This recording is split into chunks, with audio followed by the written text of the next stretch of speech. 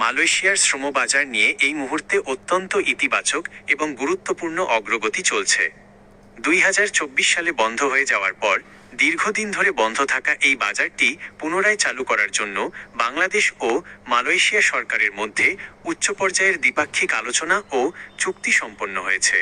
চলতি 2026 সালের জুন মাসে বাংলাদেশের প্রধানমন্ত্রীর মালয়েশিয়া সফরের পর এই প্রক্রিয়া আরও গতি পেয়েছে।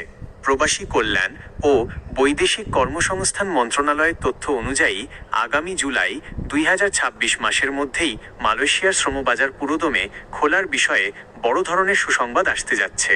নতুন প্রক্রিয়ায় কর্মী নিয়োগ এবং ভিসা সংক্রান্ত প্রধান বিষয়গুলো নিচে তুলে ধরা হলো। নতুন নিয়মে মালয়েশিয়া কর্মী নিয়োগের মূল পরিবর্তনসমূহ: স্বচ্ছ নিয়োগ ব্যবস্থা। পূর্বের সিন্ডিকেট প্রথা ভেঙে সম্পূর্ণ স্বচ্ছ, জবাবদিহিতামূলক এবং সাশ্রয়ী উপায়ে কর্মী পাঠানোর সিদ্ধান্ত নেওয়া হয়েছে। মধ্যস্বত্বভোগী বা দালালের দৌরাত্ম্য কমাতে কড়া পদক্ষেপ নেওয়া হচ্ছে। মাইগ্রেশন খরচ কমানো। ইন্টারন্যাশনাল লেবার অর্গানাইজেশন ILO এর নিয়ম অনুযায়ী দি এমপ্লয়ার পেজ, নিয়োগকর্তা খরচ বহন করবেন, নীতি বাস্তবায়নের চেষ্টা চলছে যাতে কর্মীদের অভিবাসন খরচ বা ভিসা প্রসেসিং খরচ প্রায় শূন্যের কোঠায় জিরো কস্ট নামিয়ে আনা যায়। AI বা প্রযুক্তি ভিত্তিক সিস্টেম। মালয়েশিয়া সরকার একটি সম্পূর্ণ প্রযুক্তি নির্ভর এবং AI ভিত্তিক নতুন নিয়োগ পদ্ধতি চালু করতে যাচ্ছে, যা সব দেশের জন্য সমানভাবে কার্যকর হবে। এর মাধ্যমে অনিয়ম এবং জালিয়াতি রোধ করা সম্ভব হবে। চাহিদা ভিত্তিক কর্মী প্রেরণ। মালয়েশিয়ার নির্দিষ্ট খাতের, যেমন ম্যানুফ্যাকচারিং, কনস্ট্রাকশন, প্ল্যান্টেশন বা এগ্রিকালচার, প্রকৃত চাহিদার ওপর ভিত্তি করে ধাপে ধাপে কর্মী নেওয়া হবে।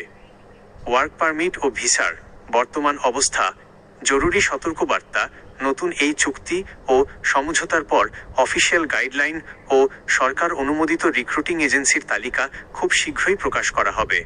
বাজার খোলার চূড়ান্ত ঘোষণার আগে কোনো দালাল বা অবৈধ এজেন্সির কাছে টাকা লেনদেন করা থেকে বিরত থাকুন। 1. অবৈধ কর্মীদের বৈধকরণ। যারা অলরেডি মালয়েশিয়ায় অনিয়মিত বা অবৈধ অবস্থায় আছেন তাদের বৈধ করা, রেগুলারাইজেশন এবং ডিটেনশন সেন্টারে থাকা বাংলাদেশিদের ফিরিয়ে আনার বিষয়েও দুই দেশের সরকার আলোচনা করছে।